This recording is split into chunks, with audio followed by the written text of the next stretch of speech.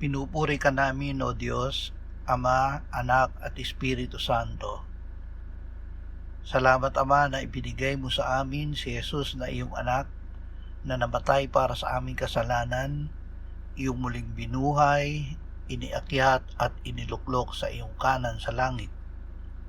Salamat na ibinigay mo sa amin ang iyong banal na Espiritu at sa pamamagitan niya ay ibinuhos mo ang iyong pag-ibig sa aming puso.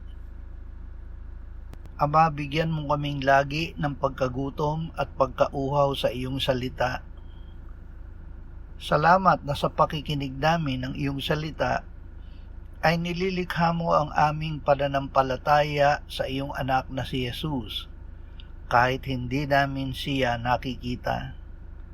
Salamat sa kagalakang bunga ng kaloob mong pananampalataya sa amin. Amen.